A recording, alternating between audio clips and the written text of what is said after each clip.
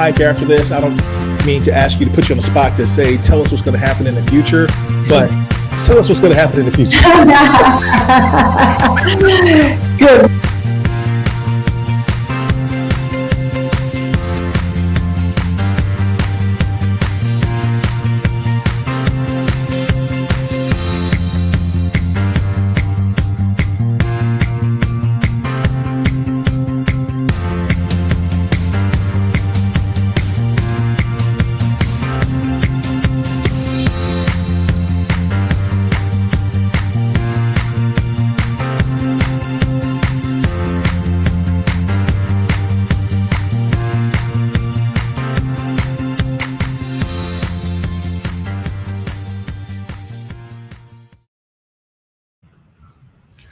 All right, everyone. I am excited to be back again for another episode of Keep Leading Live. It's been a little while since my last episode, and I am delighted to be here with you to talk about, share with you, obviously, a live recording of the Keep Leading podcast. The Keep Leading podcast and Keep Leading Live are dedicated to leadership development and insights. Of course, I'm your host, Eddie Turner, the Leadership Accelerator. I work with leaders to accelerate performance and drive impact through the power of executive and leadership coaching, facilitation, professional speaking. I want to let you know that if you are tuned in from Facebook, LinkedIn, and Facebook, LinkedIn, and YouTube, feel free to join us. I told you it's been a little while since I've done this. Join us. Let us know that you're here. Let me know who you are, where you're located, because we usually have a nice international conglomerate that joins us, and we welcome you. And I have a very special guest. You are going to be able to ask them questions live, real time. You don't have to wait. Hit the share button, and this will show up in your feed so your friends can join us, and they will get a chance to be a part of the discussion or at least see the playback. All right. And I'm going to invite you to follow my guests on social media. And before I can even get started to introduce my guest, I see I've got, looks like Michael Hughes. Michael Hughes is joining me. He's in my current class I'm teaching. One of the classes I teach for the Association for Talent Development. Michael Hughes, thank you for being here for this episode of Keep Leading Live. And thank you for letting us know that you're here and you're joining from LinkedIn. Well, today I'm going to talk about leading as an entrepreneur. And as we talk about leading as an entrepreneur, we're also going to talk about how we build a winning culture inside of organizations. To do so, I want you to meet two very special people who've joined me. I am absolutely excited to have with me Bonnie Harvey and Michael Houlihan. They are the founders of the world's largest wine brand, and they're international keynote speakers and New York Times bestselling authors. Got one of the books right here, The Barefoot Spirit, How Hardship, Hustle, and Heart Built America's #1 wine brand, and The Entrepreneurial Culture, 23 ways to engage and empower your people. Michael and Bonnie, welcome. Thank you. We're delighted to be here, Eddie. Hi, Eddie. Hello. I can't tell you how excited I am to have you all here with me. I got a chance to meet you all virtually a couple of months ago at the C-Suite Network's Thought Council meeting, where our CEO, Jeff Hazlett, interviewed you two. And I was just fascinated. And I said, hey, I know Jeff Hazlett, but I want to be able to talk to them too and share them with my audience. Well, we're glad you did. Well, one of the things that was so intriguing about what you all said that I loved hearing was I want to talk about this new book and about culture, but my audience is made up of people who are all about leadership. So I want to talk about your entrepreneurial journey to start. Can you share that with us? Oh, Where do you start, right? yeah. Michael and I have always been self-employed. We've been consultants in to various types of businesses. And when we moved here to Sonoma County, this is where in Northern California, where there's many, many grapes grown, there's lots of wineries. So a lot of our clients were in the wine industry in one way or another. So as business consultants, we learned a lot about business. However, we really knew nothing about the wine business until we kind of fell into it backwards. Yeah, it's crazy. So Bonnie had a client that she was working for who was owed about $300,000 from a winery. She asked me to For go. his grapes. Yeah, for his grapes. He's a grape grower. And the winery didn't pay him, and it didn't pay him for 3 years. Wow. And so finally Bonnie noticed this in his accounts receivable and asked me to go collect. Sent you over as the body man, huh, Michael? Well, and I just met her about a year before this. Okay. So here I am, going to go play the heavy. Well, when I get there, they've already declared bankruptcy. And the only thing I could get out of them was goods and bottling services. Now, the goods were wine in bulk, right? And the bottling services. So we got wine in bulk and bottling services instead of money to pay the debt. But it was better than a stick in the eye, I mean, it was something. And we thought, well, we'll just come up with a label. We'll come up with a marketing program. We'll learn everything there is to know about compliance. We'll learn everything there is to know about distribution. How hard could it take, right? How hard could it be? How hard could it be? It's like, Now, How long you started did with it no take? money and no experience is what I heard you say. That's right. Yeah. Actually, because we were such outsiders and because we had no money, it really was to our advantage. We didn't throw money at any problems. We had to work them out. We had to be innovative. And we didn't have money for advertising. So we went into the community where our end user would be, where we would find them around the markets where our product was. And we found out what they were interested in besides a bottle with a cute foot on it. Okay. And they were interested in a new playground or a library or cleaning up the creek or something. And we would support their fundraisers. So that worked very well for us by supporting the community. The community in turn supported us and really helped our sales.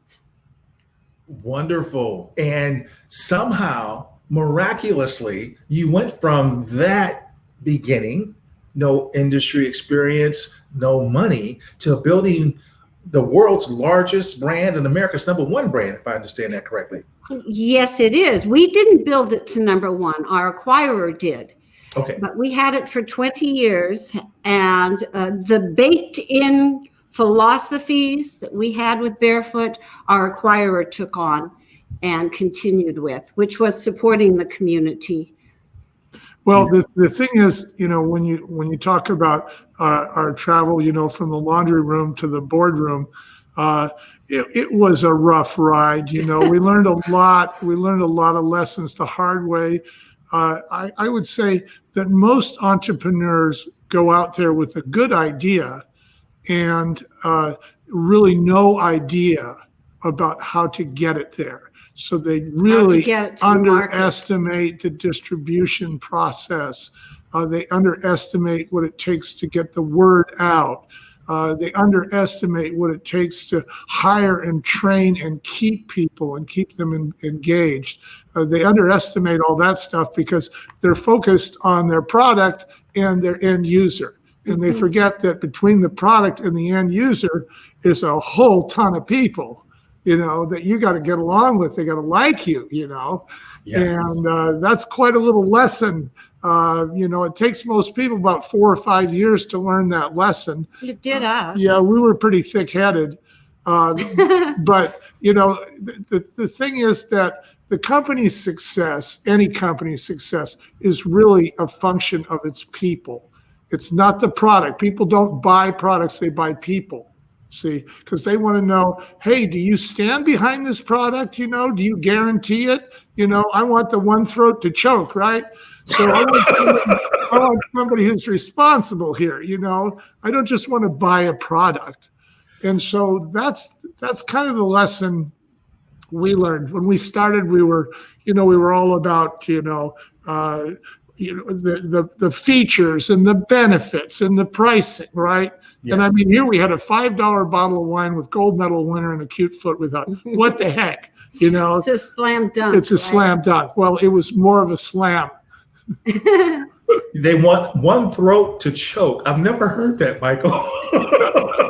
Yeah, they do. They want the one person who's responsible when they make that purchase. Yes. No, I got you. I just never heard it put quite that way. I love it. So, yeah. So you realize something that it takes people, as you said, even yourselves, a while to understand, and that is it's about the people, not the products. Yeah.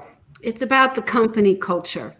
And the company culture always comes from the top. And as Michael said, we really made all the mistakes in the book to start with, but eventually we did understand how to work with people, and we understood how to maneuver through the distribution network and the distributors, the retailers, the salespeople. And by going out and asking a lot of questions of all these people, that is how we found out about it. And we did that, again, because we didn't know anything about the industry. So this is how it was an advantage to us to not step into an industry that we felt we knew everything about. It would have, if we had done that, Barefoot wouldn't be in the market today. But because we asked a lot of questions of people and tried to see how we could give them what they wanted, from the top to the bottom, everybody in between, that is why Barefoot was successful, because we were satisfying a need of a great number of people. I love the way you explain that there, Bonnie. And it reminds me of a quote that Marsha Reynolds uses often, my coach. And she talks about how in coaching, if we approach things with a beginner's mind, with our clients, the beginner's mind, there are many possibilities. In the expert's mind, there are few. That's right. So because you all were beginners, you were curious, endlessly curious. You didn't go in with this body of knowledge, and this is the only way to do it. And that made you such a success. Yes, that was really it. So a lack of funds and a lack of knowledge were our greatest assets for success. Did you say? Go ahead, Michael. We advise our clients today, make friends in low places, okay? Those are the people with dirt under their fingernails. I like that. These are the people who really move the product. And what we did, now we were in the CPG, consumer packaged goods business, right? But when you think about it, your life is filled with consumer packaged goods. You go to the store, you go on Amazon, it's all consumer packaged goods.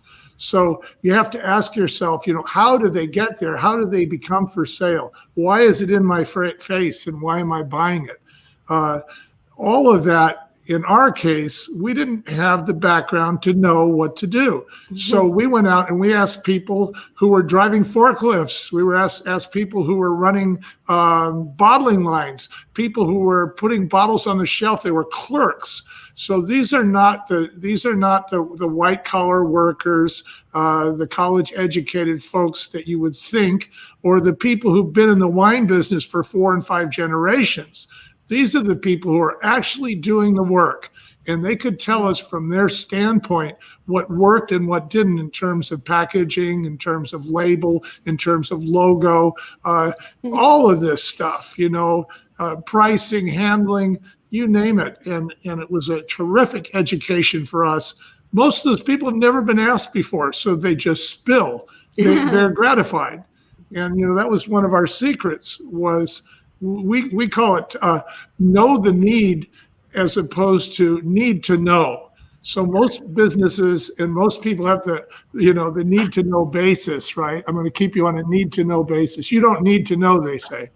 But if you ask people, if you tell people, here's my problem, here's what I want, here's what I want to do, how can I do it? That's giving them the need. Yes. So now they know the need. See, now they can tell you what they know about it. But if you're trying to tell them what you've got to sell, you've already solved all the problems, and that's a little different attitude. It's a little more humble, but it's a whole lot more practical in the long run. Know the need rather than need to know. I love that, Michael. And so pulling that together with what Bonnie said earlier, it sounds like even this idea that the lack of resources initially made you more innovative.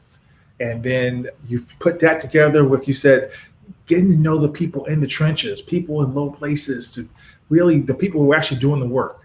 Yeah. Yes, exactly. Yeah, they're your best allies. Wonderful, wonderful. Well, it sounds like we have someone tuned in from Facebook who agrees with you. Sunday, he says, any successful company is about the people, not the product. So he agrees with you too. Yeah, amen to that, Sunday.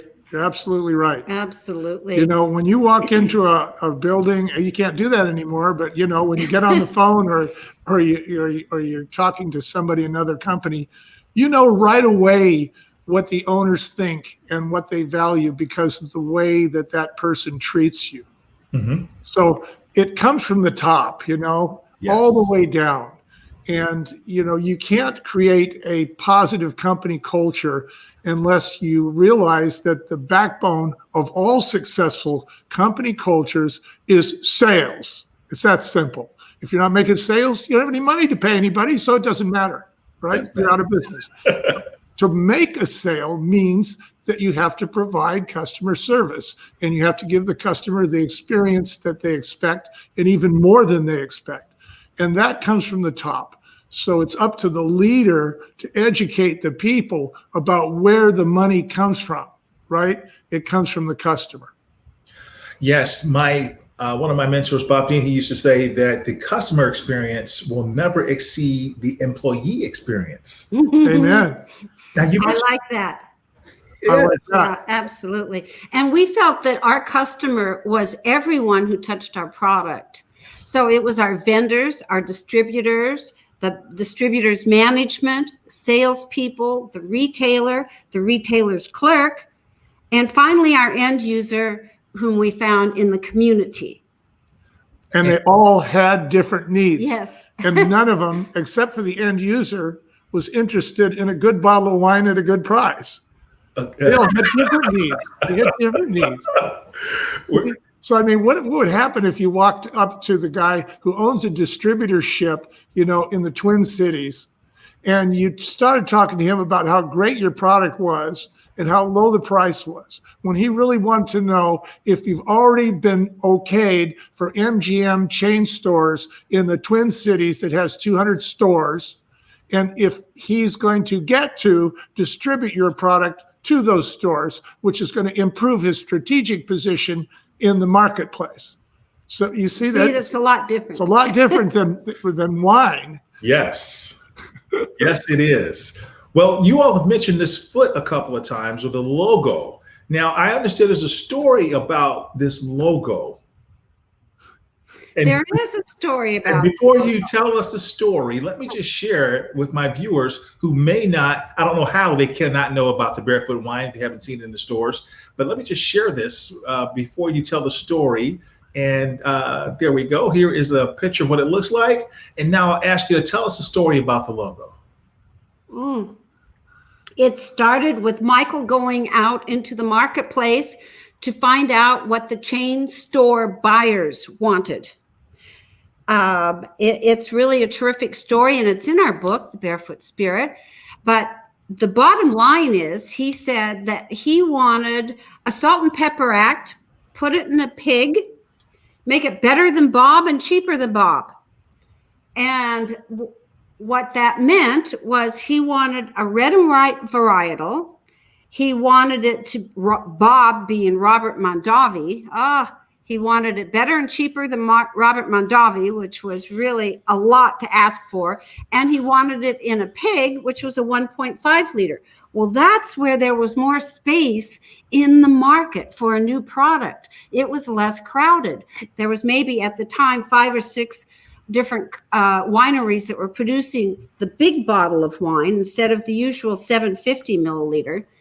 And so that gave us a huge advantage right away. So we thought, well, Another thing that he asked for, the buyer, was that the name be the same as the logo, and that it be something that is easy to pronounce, totally in English, no French. And he wanted a label that would jump off on the shelf. So she, the female shopper, another point that we learned right then, who buys the most wine, could see it when she's pushing her cart down the aisle. From 4 feet away.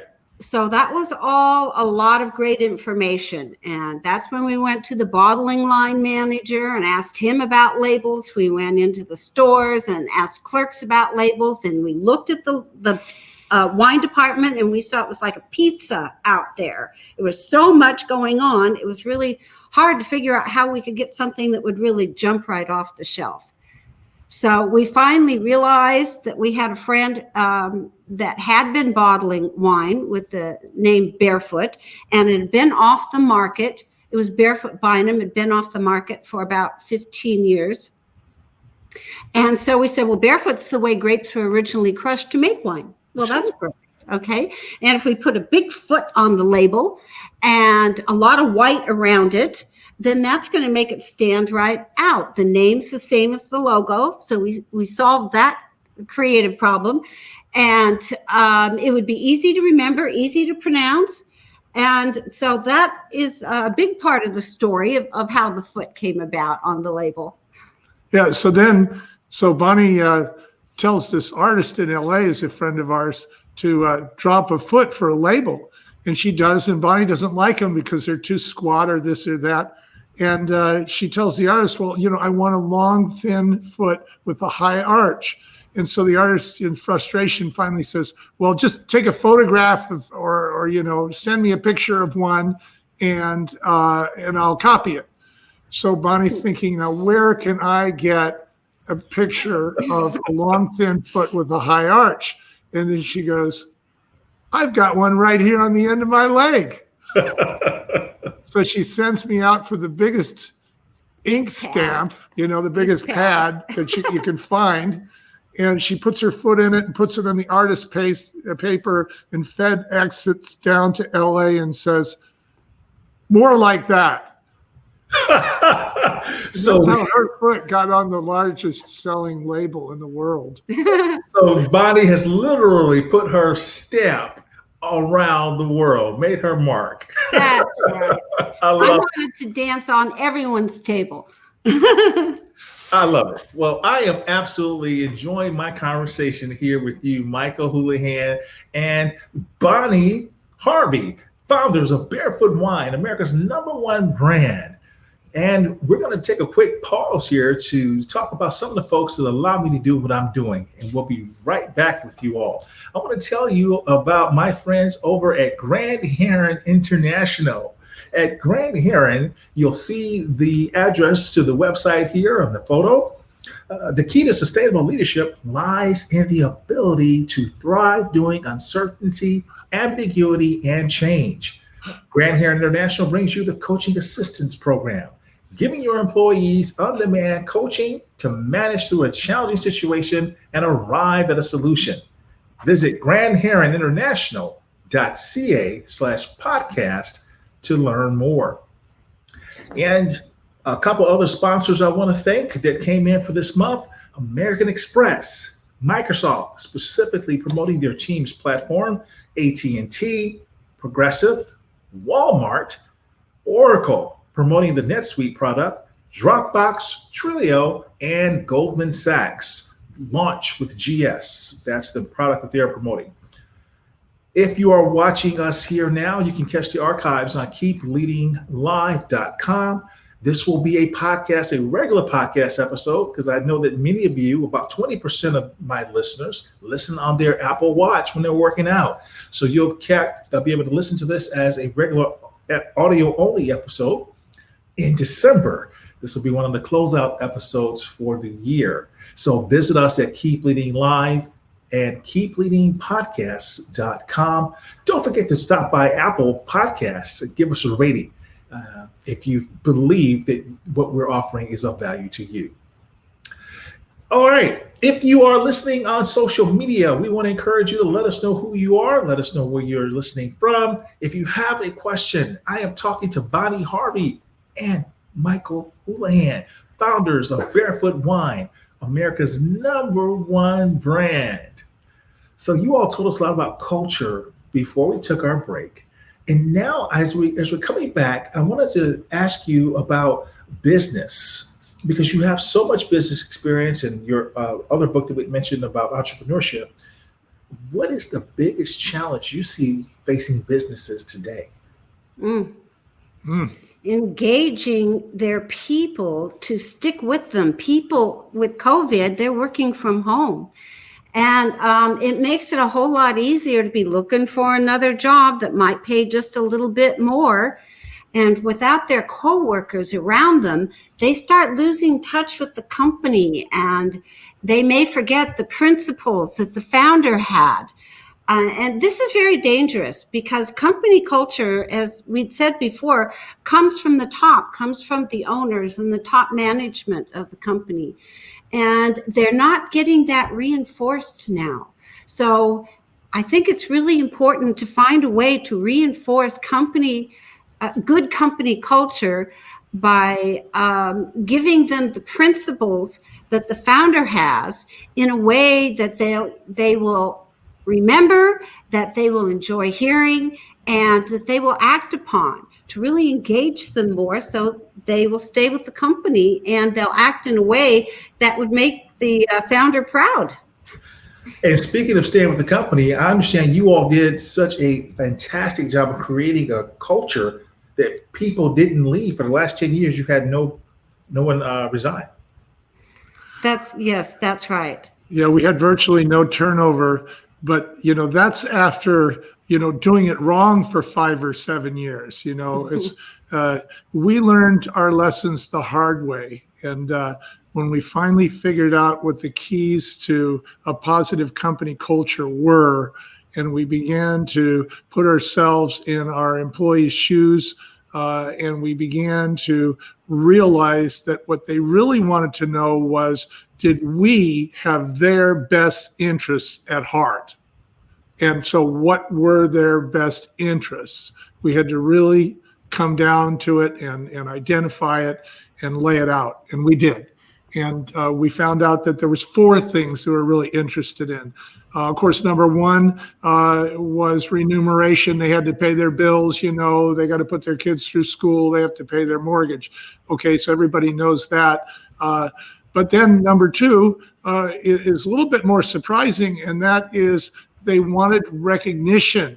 They wanted recognition, from their fellow workers, and they wanted recognition from us as owners and founders. They wanted appreciation. Mm-hmm. So that meant that we had to engage them if they would engage for us. And so that gets back to sharing problems and asking them for solutions and whatnot. And also coming out and saying when they did a good job, and saying it publicly, and saying it in writing, and copying it to the entire company. That was really an important breakthrough. And then the third thing that people want is they want time off. They want time off to spend, with their kids, or they want to have swing time, or they want to have a life outside of work. So this is the part where you have to decide, how much work from home can you do versus how much work in the office can you do. We gave them their birthday off with pay, for instance, and yes, they could swing the day to another day. And then the 4th thing that they're all looking for is security. And that means secure job. It means secure retirement. It means secure medical. It means all of this stuff. It means all the social support that an employer can give them. So we figured out how to manage those 4 different areas and how to deliver. And once we started doing that, it made a huge difference. Sounds like you built it off Maslow's hierarchy of needs. Absolutely. We like Maslow. Well, that's wonderful. And you mentioned earlier about a money map, but I remember you actually described, you all had quite a process where you just laid it out for everybody to be able to see it. Full transparency. Yes, the money map showed where the money comes from. And it was a physical map, a sheet of paper. And it shows that the money comes from the community, that's where the consumer is. And it shows how that dollar well, let's say $10 that she pays the clerk in the store for the bottle of wine, then the clerk takes a portion of, well, the owner takes a portion of that, pays the overhead, and then buys another replacement bottle of wine from the distributor. And that might be $8. And then the distributor pays his overhead, buys wine from a wine bottle from us for $5. So now we've got $5 for that wine. Well, the wine itself costs $3. So that leaves us with $1 for our overhead and $1 into the big pot for everybody's check and for their benefits and for their vacation pay and for everything that they get is in that one pot of gold. So if somebody wants a raise, the only way they can get it is by increasing the sales and helping that dollar go all the way around and into the pot. So the pot will get larger and then they can get a raise. So it all starts with the sale, doesn't it? Yeah. And by seeing the path that the money takes to get into your wallet, you become aware of every process. And you begin to identify, you say, oh, this is where my job fits in. You say, this is where I make a difference. Oh, here's where my fellow worker makes a difference. And here's how I supply my fellow worker with the information that he needs or she needs to do the job so that the cycle will continue to keep the cash flowing. And I think a lot of companies don't do that. We like to say, when the cement is wet, you can move it with a trowel, but when it gets hard, you need a jackhammer. So this is why this is the most important thing you can do in the onboarding day or two. People are going to answer all the questions they have about your company the day they're hired, whether you give them the answers or they invent them. Yes. You don't want them inventing answers because they'll invent answers that came from the last place they worked. Yes. So when you want to establish a company culture, the first thing you have to do is make sure that the blackboard or the whiteboard is clean. See? And then the first thing you put on the blackboard or the whiteboard, whatever you want to call it, is the money map. You give them a picture of an actual graphic treasure map, and they see it. And if that's all they get, believe me, they are miles ahead. Mm-hmm. And you are miles ahead right there. So that's a big secret for us. The money. It was huge. I mean, you all shared that with us at the meeting, and all of our jaws just dropped. It was incredible because it's like the light bulb went off for us, and we weren't a part of the company. So we can only imagine what that must have been like for the employees. It sounds very basic, and it is, but it's not something that owners generally think of. An employee will think that the money comes from the owner. Yes. The money comes from the company. But, the company and the owner aren't necessarily independently wealthy that they can afford to support everyone on the staff. And as strange as that sounds, it really is an eye-opener to see the money map. Yes. Thanks for appreciating that, Eddie. Oh, absolutely. Well, you all talked about lessons you all learned and how long it took you to learn them, and then how you turned that into an amazing success, and that the true success was about the people, not the product, but you still made an incredibly impressive product that has gone around the world. Yes. What lessons would you say, if you just had to take one of the many that you've learned, that could keep other leaders who are listening to us from bumping their heads a little bit, they could avoid? What's just one you could share? Put yourself in the other guy's shoes. The other guy is everyone that you do business with. It could be in your personal life too. It certainly works in your personal life. Put yourself in the other guy's shoes. Find out what it feels like. Talk to them and find out what their needs are and fulfill their needs. Then you'll be successful. In other words, don't fall in love with your product. Yes, you have to have a fantastic product. It's got to be knocking it out of the park. It's just got to be destroying the competition. But even with that, you'll fail. See, because there's warehouses in Des Moines, Iowa that are filled with great products that never made it to market. And the reason they didn't was because the owners, the founders, and the companies that were behind them didn't know how to put themselves in the other guy's shoes and satisfy their problems so that it could move along and get into distribution. You know, we speak all over the world, and one of the big questions that we get all the time is, how do you sell products in the United States? We want to sell products in the United States. It's the best market in the world. Well, it's because we have so many freeways here. You know, General Eisenhower, after the war, he said, okay, we're going to build an interstate highway system. Well, that resulted in trucks. That resulted in big container loads of trucks. And so the most efficient way to move things was by big container loads. But people are not going to buy a big container load if they don't like you. They're not going to buy a big container load if they can't trust you. Yes. And so how do you build that trust? How do you get them to know, like, and trust you? So that's the key to success in America. And it's the key to success throughout the world, actually. Wonderful, wonderful, wonderful. Well, as I think about a lot of the things I like to share with leaders, we always like to leave them with one quote that they can live by. You all have given us several great quotes throughout the conversation today, but is there one last quote that you use, that you live by, that you can share with us as well? There's the 2-division company. All companies have 2 divisions. Sales, that's on top, and sales support. That's everybody else. Okay. That's the CEO, the CFO, the COO, it's the VP, it's even the P. We're all in sales support. That is a great quote. I appreciate that. Now, I pointed out earlier this cover because I wanted to show the foot, but I want to go back to this for a moment if I could, because there's a story behind this. Can you all talk about what this is for my listeners? Well, this is actually the story behind the story. So what this is our new audiobook, which is different than other audiobooks. Most audiobooks are read to you. This audiobook is performed for you.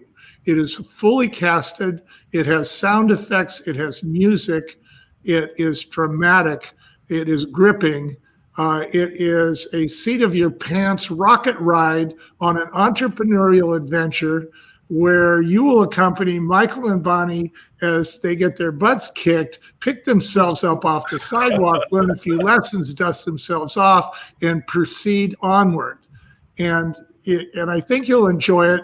It was one of the top 5 audiobooks of the year by the Audiobook Publishers Association in the business classification. You know, and business books are pretty boring. You know, the 3 things you got to do, the 5 things to never do, the 20 things your customer wants from you. I forget them on number 3, I'm done. See, this isn't like that at all. This is not patronistic. This is not anybody telling you anything. This is you experiencing acting in scenes, and they're fun, and you will enjoy it. And you'll walk away with some really good ideas. You'll say, man, I don't want to be like Jim. You know, I remember what happened to Jim.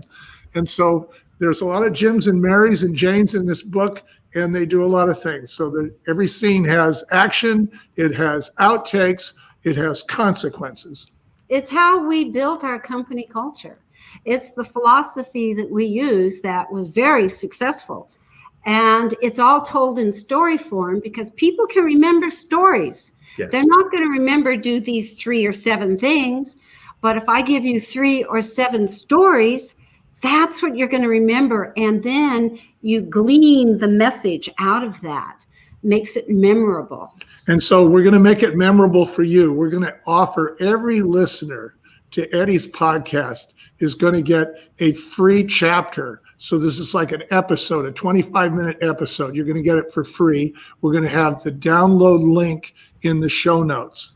Well, that's very generous of you all. Thank you for doing it. Hope you all enjoy it.